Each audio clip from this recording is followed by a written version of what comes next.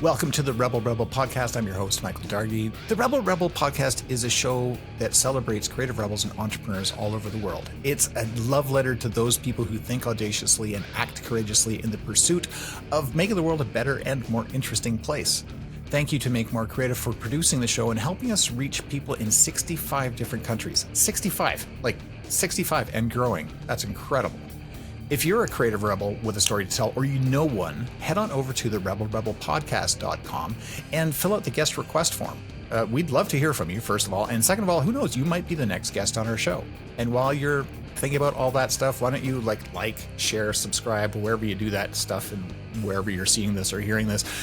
Every time you interact with the show, it helps us more than you know. So if you could just do that little thing, we sure would appreciate it. And you know, if you feel so inclined, head on over to our store. We got some cool merch. There's some great shirts. There's even a coffee mug to help you wake up in the morning, which is kind of fun. Well, the coffee mug won't help you wake up, but what you put in it will. Or if you'd like to become a sponsor, just send us a note to studio@therebelrebelpodcast.com. And on today's episode, we've got Daralyse Lyons, who's got this amazing website, On Being Biracial.com, and also a podcast of the same name. She's been on TEDx. She's a journalist. She's a speaker. She does improv, stand-up comedy, sports stuff. She's from Philadelphia. She kicks butt, and she's an awesome, awesome human, and I can't wait for you to learn all about her. Welcome to the Rebel Rebel. I'm your host, Michael Dargie, and across the planet from me is Daralyse Lyons, or Lyons. I wish I was that cool. That would be great. Daralyse, how are you doing? I'm great, Michael. Thanks so much for having me. I'm really excited to be with you and your listeners and your viewers, I suppose. Oh, thank you. Thank you. Well, we're excited to have you, and I'm going to let you tell the story clearly, but just to give people a little bit of context, you got this really cool website, onbeingbiracial.com. Yep. You've been on TEDx, you do these talks, you've got other podcasts. You are a fascinating woman with a really cool story to tell. If you could, please, for the listeners and viewers, catch us up. What is Daralyse up to right now? Yeah. So right now I just launched with my business partner and collaborator, Malcolm Burnley. We just launched a podcast called the On Being Biracial Podcast. So we interviewed 30 some odd people, 95% of them from multiracial backgrounds, wow, about their experiences being biracial, however they identify. And so we released a 10-episode season into the world, and we're seeing how that goes, and that's been really fun. And then I recently had a deal to publish a children's book that I wrote entitled Biracial Like Me. So nice. That is forthcoming in 2025. And so I've been doing some work on that. And yeah, just a lot of being in the weeds in terms of my racialized experience and the experiences of others. That's what I'm up to right now. That's amazing. It's so funny as you're talking, because part of what I like to do at this part of the show is go back in time and find out, what happened that caused you to, be on this particular journey. And it just sort of dawned on me that you were born. That's what happened. I was. Yeah. I was born. I mean, I will say that I think not everyone who's born to into an interracial household or a multiracial family kind of grows up having conversations about race. That's one of the things I'm finding, is that everyone's experience is very different. However, my particular experience has been a lot of answering the what are you question, spending time. When I was really young, my mom joined a Black Books Galore, which is it's not around anymore, but it's an organization that had books for children of color by authors and illustrators of color. So I spent a lot of my childhood very immersed in literature and in storytelling and navigating different spaces, Black spaces, white spaces, biracial spaces. We were part of an interracial parents and children's group. And so I think I very much was sort of made for the work that I'm doing. And I'm an introverted extrovert, so I recharge alone, but I'm a very outgoing individual. And so I've always wanted to have these conversations. I've always asked invasive questions, but now I get paid to do it. So I think I've landed in a pretty good spot. That's amazing. So I guess if you're brought up in it, it's because it sounds like your parents did a really great job of just helping you navigate what a lot of people don't have the opportunity to navigate or aren't talked about. So I guess it'd be hard for me to say, what's the driving force behind this, other than maybe you see something that others don't, and you know that there's a way through. Yeah, I think there's a lot of driving forces for me. So even though I was raised in an environment where identity was celebrated and we could talk about things and stuff, I do think that there's a lot of value to representation. I think there's a lot of value to cultural mirroring. And I think when I went into this project, this On Being Biracial podcast project, I thought newsflash, right? But I thought oh, cool, I'm going to do this thing for other people, right? Other people who might not have the visibility or the platform or the opportunity to share their voices. But spoiler alert, it ended up doing quite a lot for me to sit with. I think I interviewed 20-ish people, in the neighborhood of 20-ish people for this project, and to be able to sit with those people and hear their stories. I mean, Michael, you interview people for this podcast for a living. The interviewer is transformed in a way as well. And so I got so much out of this project that I wasn't necessarily expecting to receive, but it's been really beautiful. That's amazing. You've had some pretty incredible names on that show too. We did. Yeah. Here's the thing. I know that every single guest is special and they bring something really amazing to the experience, but there are some people that have some pretty big, some visibility that maybe you didn't realize you had access to.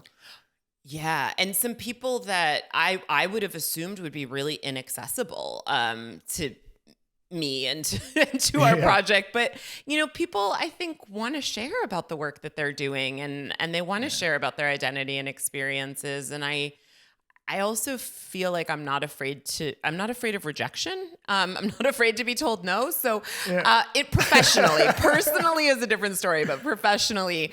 So I think, both Malcolm and I were excited to make some asks, and we were approached. I mean, W. Kamau Bell's people reached out to us in the middle of the podcast season. John Blake, who's an award-winning CNN journalist, he reached out to us. So I mean, some of the very fortuitous the very sort of serendipitous moments and some of the voices that we would have thought we never would have been able to get, we probably never would have been able to get if we'd been the one initiating, but they approached us. So it's been really cool. Yeah, really cool. What are some of your takeaways from, I don't want to oversimplify, but doing the podcast is one thing. So let's tackle that. So what are the aha moments you had during the podcast? Oh, so one of the interviews that was really striking, I interviewed a young man named Jordan Davis, who is multiracial. He today identifies as mixed or biracial,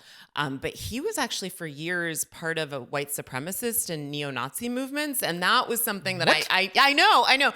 I never would have expected or anticipated that someone who of a multiracial background would have had years of being integrated into those environments. And so it was really interesting to speak about what led him to that place, and then also kind of what brought him out of that place. I think that was one of the most startling interviews that I have had. And I think what I learned is about there's a lot of commonalities that many multiracial people have experienced, but there's also so much diversity. And I think, to anyone who's listening to this who might be inspired to go and listen to the On Being Biracial podcast, I don't think we gave one crystal clear answer about, okay, this is what it is to have a definitive experience. But I think that's the point, that there's such a breadth and depth of experience. And so that was just something that was kind of reaffirmed and reinforced for me. Wow. Yeah, that's so cool. I know. Holy crap. It's nice not to have a predictable outcome as well, I guess, right? Yeah, I don't think it's good journalism to go into it. It's like science, right? You have a general hypothesis, but want to be open to the fact that, you could stumble on some amazing discoveries along the way. And I think that's kind of what podcasting is, or at least the kind of podcasting that I do, the kind of journalism that I do. Yeah. I love it. Tell me about your TEDx experience. Well, that was an incredible experience and really so surprising. I think I had applied to be a TEDx speaker maybe a year or two before that experience, and never heard back. And I just was like, okay, this might never happen for me. And then one of my business partners, Zach James, shout out to Zach, he's wonderful, said to me one day, hey, the Lehigh Valley is taking submissions for TEDx speakers, and you have to do it. If you don't, I'm not going to speak with you or something.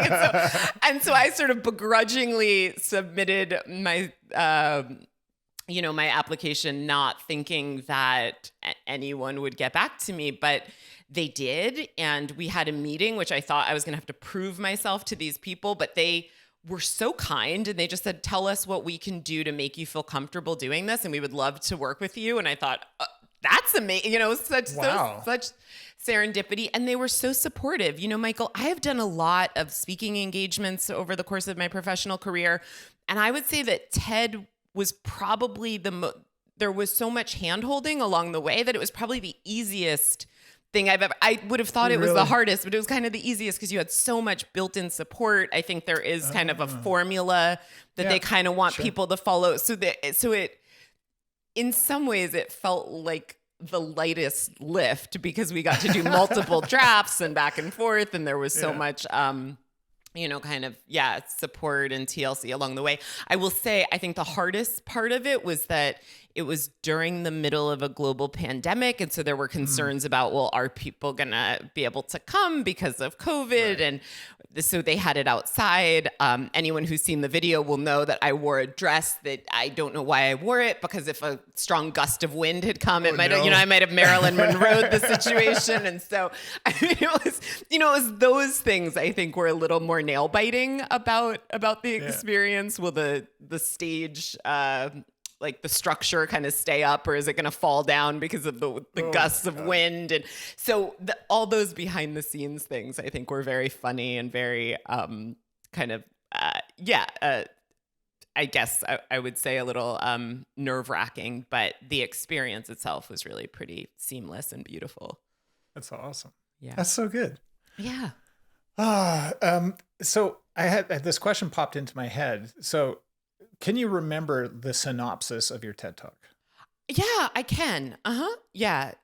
So it starts off by me talking about how over the course of at that time I was 38. So I think I said over the course of my 38 years, I've been asked hundreds of times, what are you? And so the question was really an exploration of personal identity versus societal identity, right? And who am I versus what does society tell me I am? And what does society tell me I am supposed to be? And I think in some ways the podcast is an extension of that question, right? Looking at the variety of multiracial people or people from multiracial backgrounds and how do they identify and how has society told them they have to be? So I think, and I can tell you that the conclusion of the TEDx talk was really that although I believe that, racial identity and all identities are very much socially constructed and shaped, I think ultimately, people need to be able to say who they are and how they identify as opposed to having society dictate that for us.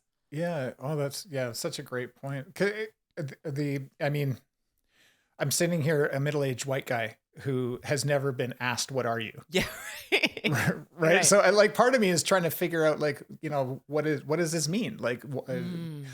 Creating an identity around an identity is, I don't identify with it because I've never had to even have that thought in my head. So I thank you very much for this conversation and for, what you put out into the world. Cause it's such a deep thing to consider and how it impacts you and other people of all identities to be asked that question. So odd to me. Yeah. Well, and one of the researchers that we interviewed for the podcast, her name is Sarah Gaither. She's a psychologist who works for Duke University. She actually did some studies measuring the impact in cortisol that people experience when they are asked these identity type questions. And she specifically looked at, biracial people and there's an increase in the stress response. So it actually does have, I think, some very real potential ramifications being asked that question, and then how people filter and receive that question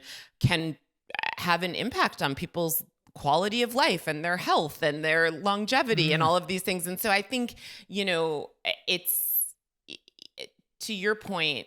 Yeah. I mean, not everyone has to kind of contend with that question, but I also don't think everyone is hit by it in the same way, right? There's kind of how, and not every asker kind of has the same purpose in asking that question. And I think that determines some of how the receiver receives it. So it's, I don't know that any of these things are really cookie cutter. Yeah. Well, yeah. I mean, it's clearly, who knows? Right. Right. But okay. So let me jump into your children's book. What is the,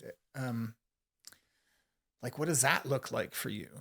Yeah. So that is, I'm so grateful and so blessed that, I had the opportunity to write this book, and I have a literary agent who submitted it. And I to my surprise and amazement and joy, Charles Bridge, which is a wonderful publisher, they said yes. And so, I don't know anyone who's listening who has gone through the experience of submitting books to publishers. It's a nail-biting experience. It's really nerve-wracking. It takes forever. There's a whole lot of back and forth, but the experience was really great. It's been very collaborative. I wrote a draft that looks nothing like the final version, and yet all of the essential elements that I wanted are there and brought to, fruition. I think it's been a very collaborative experience, and also it's going to be a really long experience because now that we're just onboarding illustrators who are going to do their piece. I think, children's books take a long time. I think people think that they would take less time than adult literary fiction or something, but that is not my experience. Yeah, that's totally fair. Yeah. Well, and to find the right style too, I think about Robert Munch, and he does a lot of children's books, and I'm trying to remember the name of his illustrator, and it's going to bug me. And I'm so sorry, because I'll put it in the show notes because his illustrations are worthy of me remembering his name. Right. Sorry. It's hard. All the names. It's so hard. So many names. Right. Okay. So what happens for you next? Down the road, what's, besides the book, that's certainly down the road. Yes. But what is the next big thing for Daralyse to sort out? Yeah. So in my everyday life is sort of spent doing DEI journalistic projects and also diversity, equity, and inclusion education and facilitation. So I go into organizations and I support them in designing programming that help people to increase their diversity, equity, and inclusion competencies and skills. So I think I'm going to continue to do a lot of that work, which I love and is very meaningful to me. I'm currently working on writing a YA novel, so we'll see how that goes. Right on. I think I see all of my work as just telling stories, whether it's other people's stories or my own stories or made up stories, and using those stories to create some level of emotional impact and change. So I think I'm going to just continue doing that in different forms. That's amazing. Yeah, thanks. When you're out in the world, paint me a picture. Give me just a snapshot of, a typical Daralyse day. Oh, okay. Well, I can tell you about a typical Daralyse day, but can I tell you about something that happened to me the other day that was so reminiscent of this work? And this conversation. So I went to this place where I go all the time to get takeout food. And so I was picking up some food, and there were two people sitting there who were on their lunch break.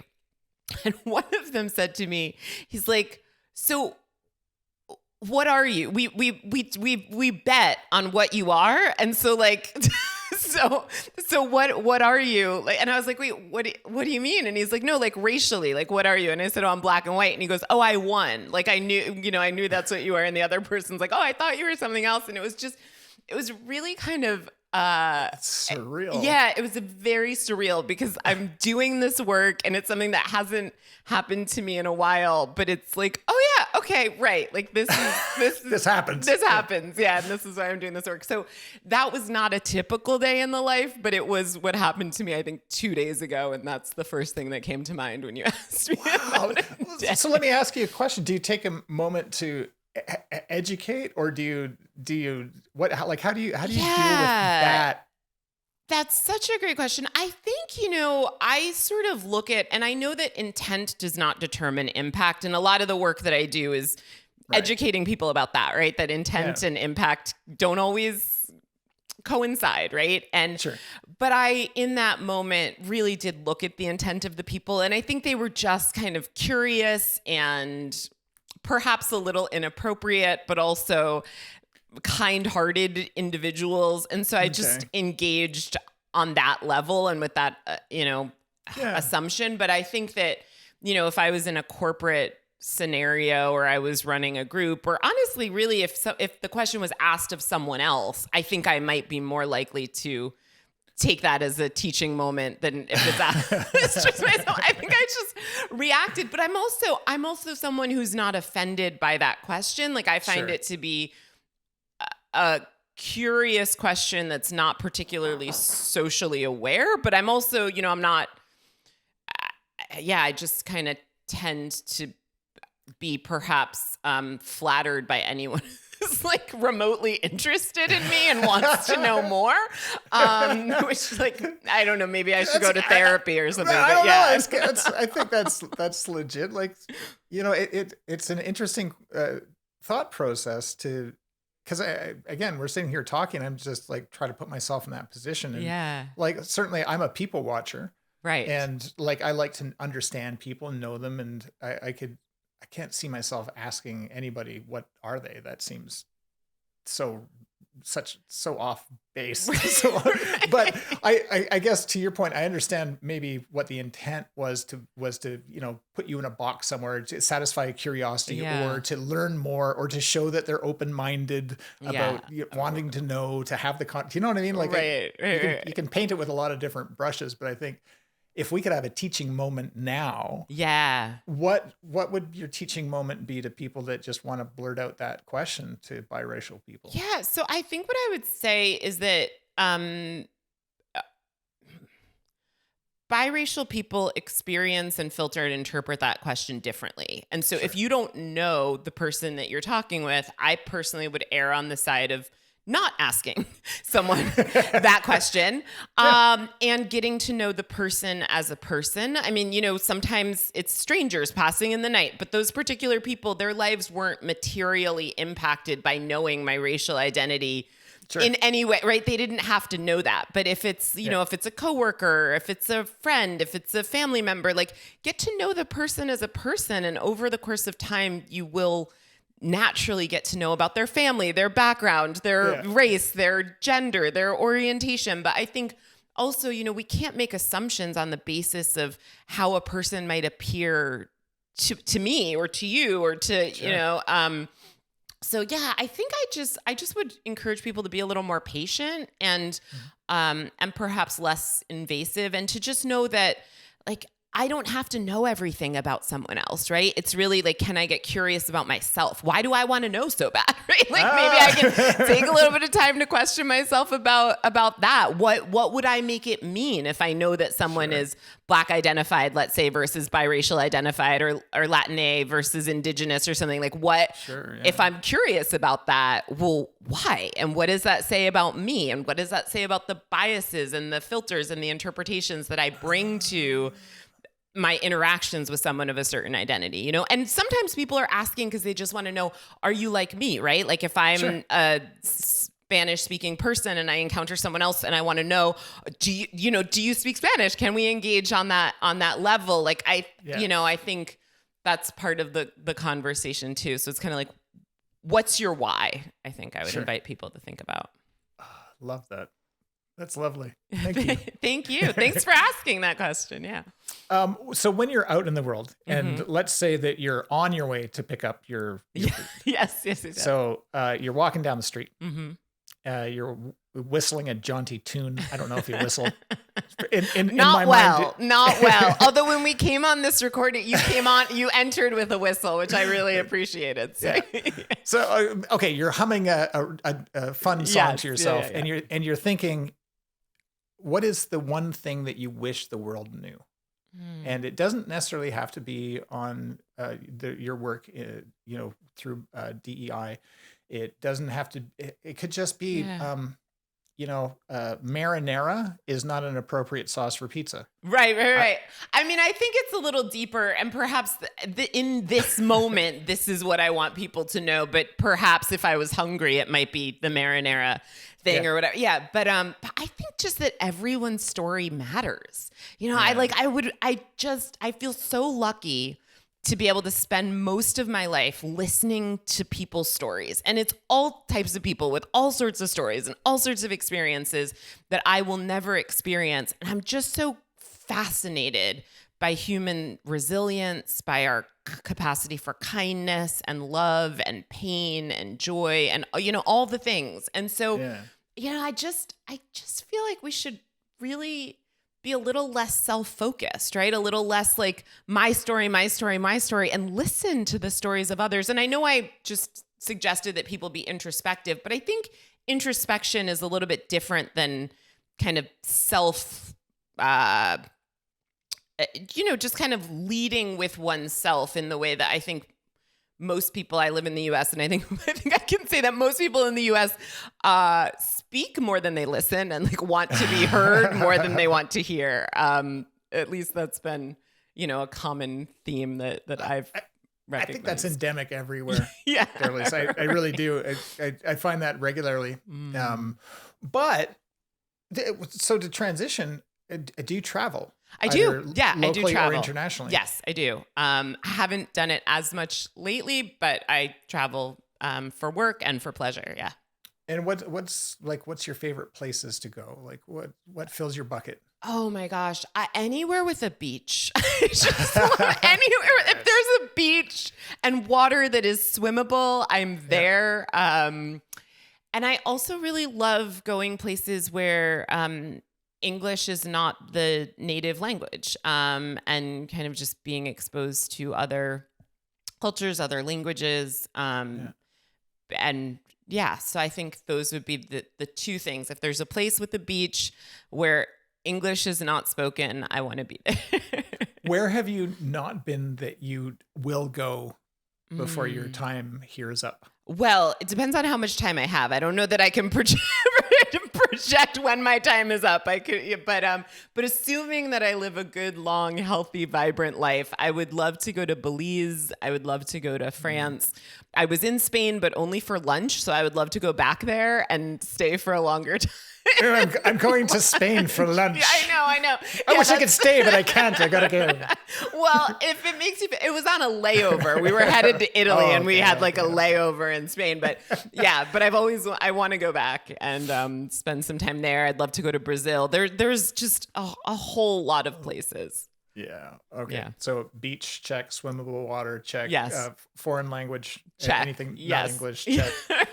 Right. Yeah. Awesome. And is there a place where you've been that really stands out as, I would love for people to go visit this place because it's something.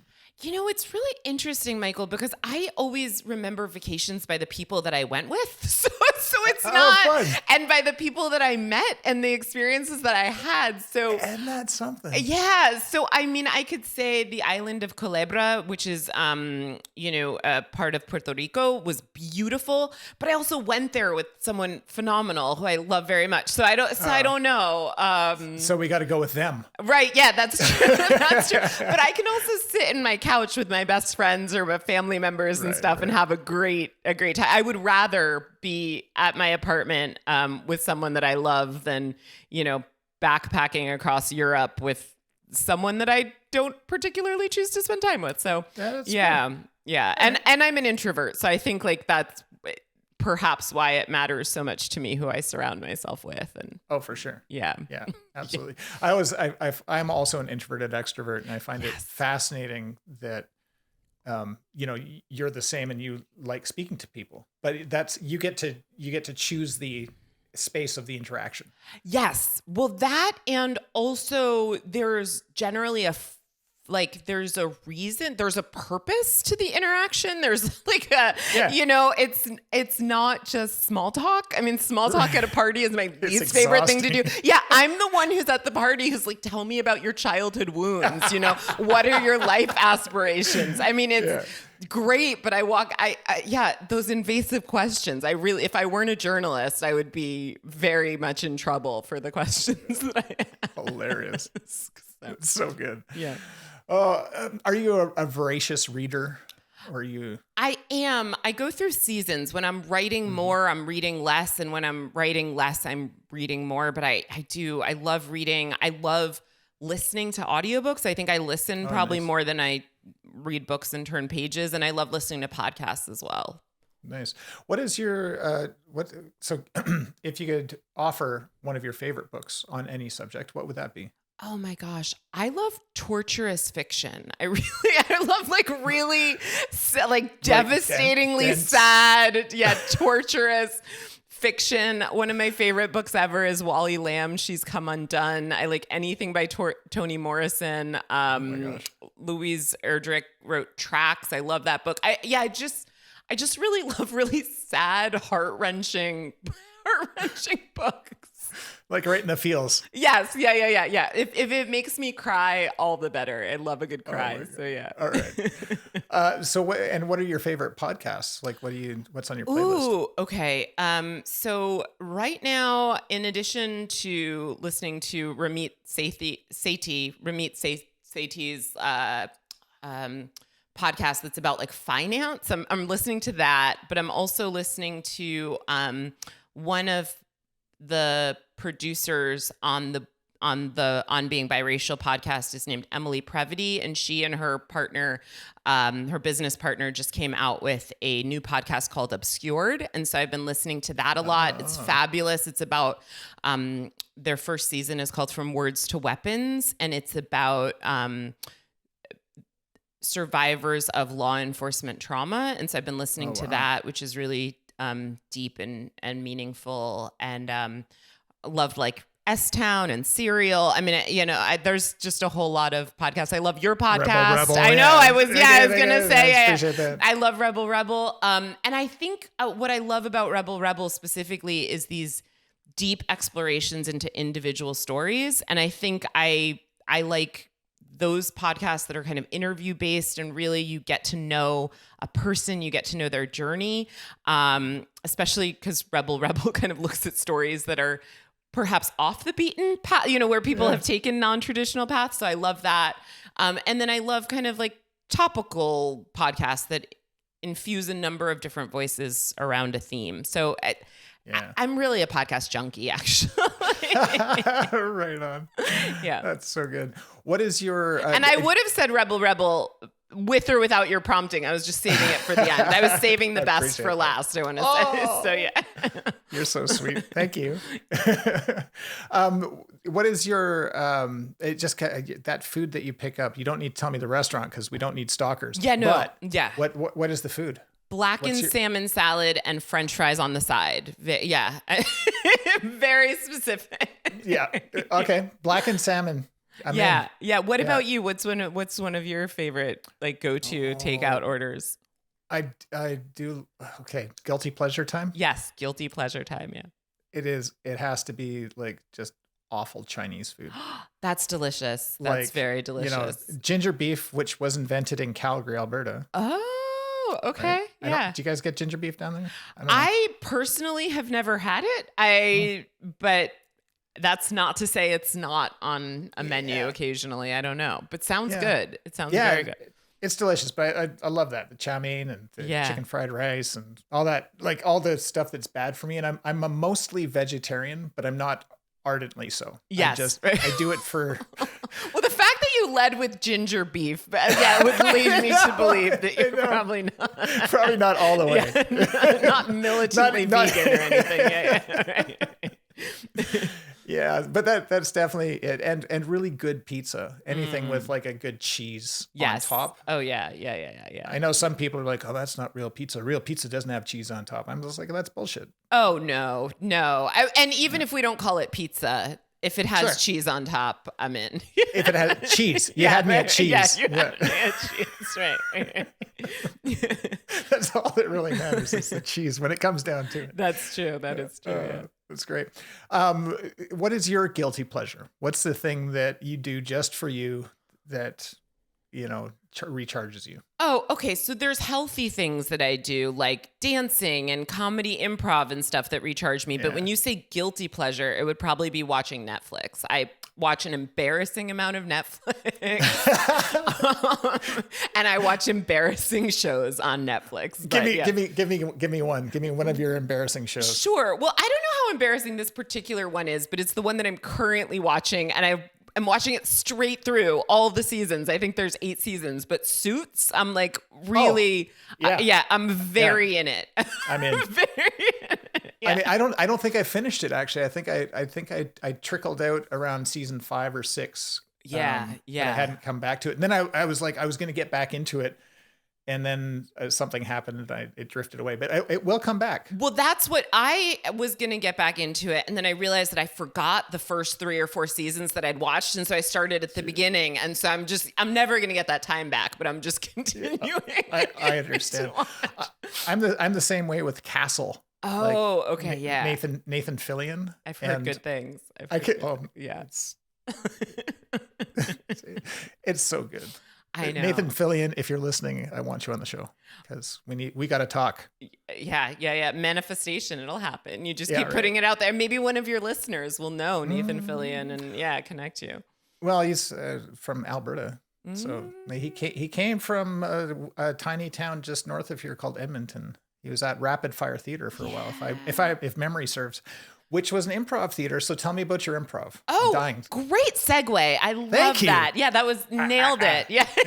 Pulled all those pieces together. So I do comedy improv. I'm on a couple of teams here in Philadelphia. One is nationwide though, and actually international. So Comedy Sports is one of the teams that I do improv with. It's great. We do competitive improvisational comedy. So it's 2 comedy sports teams facing off against each other and playing improv games. And then I'm on a team with Crossroads Comedy Theater called Not Yet Rated, where we improvise a movie that's never been made. And that's really fun. We just finished a Halloween kind of run where we did horror movies. We'll be doing a rom-com series in February, and that's just it's a whole lot of fun. Wow, that's amazing. Yeah. We had talked briefly about this, but I don't know whether you knew this or not, but theater sports originated in Calgary. I think I did vaguely know that. I had heard that at some point, but that's amazing. Yeah, it comes from Loose Moose Theater, and the late Keith Johnstone, who just recently passed away, brought that to the world. So we had the Chicago long form style with Del Close, and then we had the short form style, which is from Loose Moose with Keith Johnstone. Wow, that's so incredible. Yeah. Small world. So what do you love most about improv work? Well, I love that there's no homework. I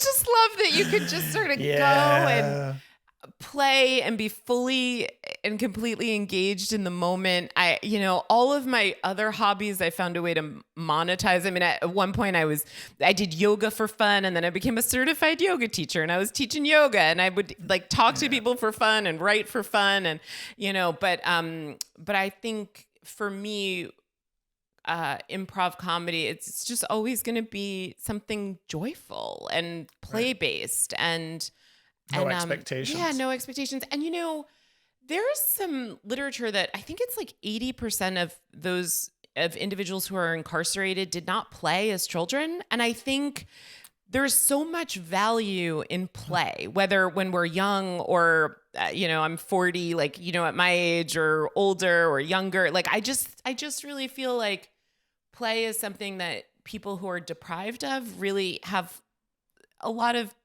pain and difficulty in their lives. And so, I feel like for me, it's really important to my mental health. That's awesome. Have you ever done stand-up?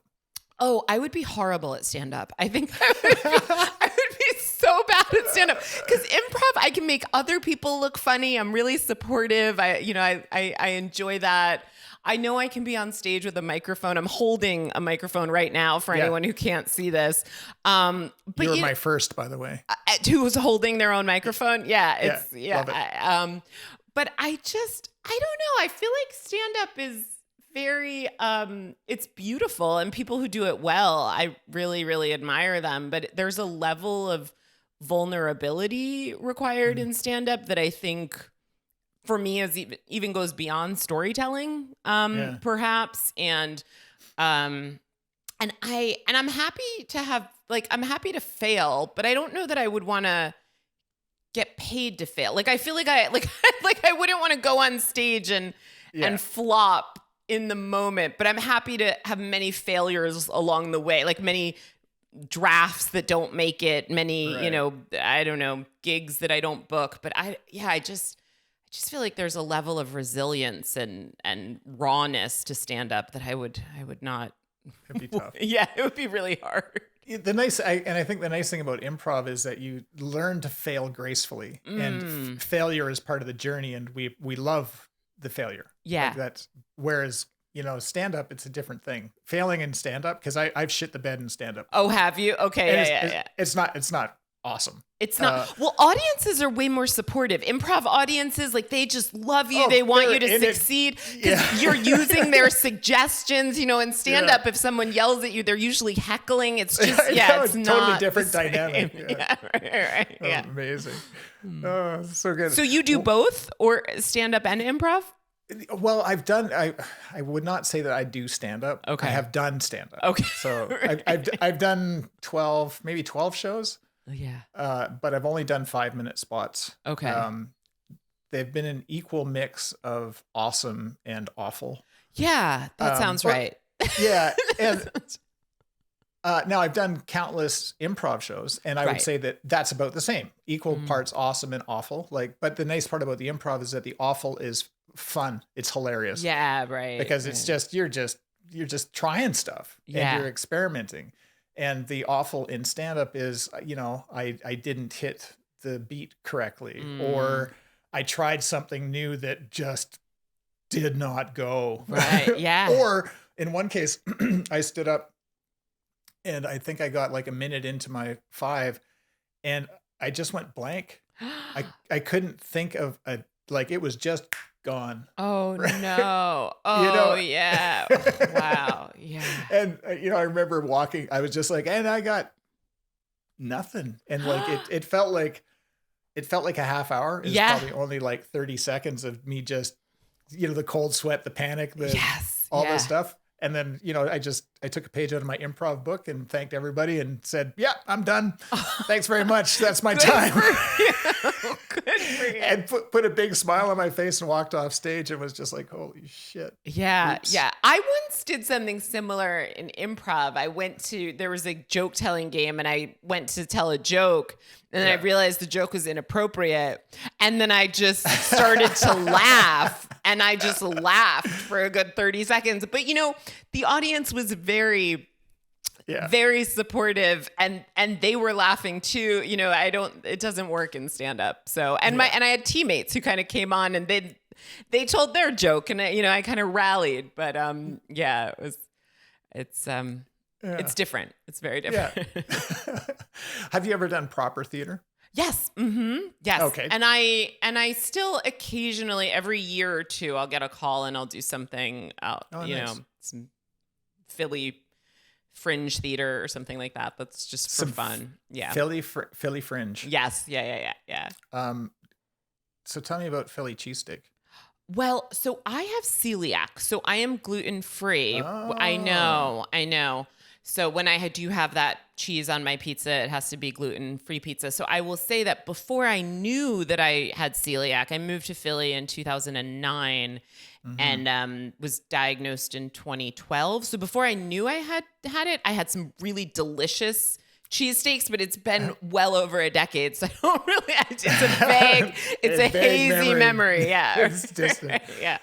Is it always sunny in Philadelphia? As long as we're going down that road. Oh my gosh! Well, I loved that show. I watched it prior to moving here. But I would say that like weather-wise, not so much, but the show very much captured the personality of some Philadelphians, like very gritty, super fun. I think it very much is the city of brotherly love. People will help you, give you the shirt off their backs, but also will yell at you and give you the finger if you happen to not be a Philly fan, or to not like bleed green, so it's definitely, yeah.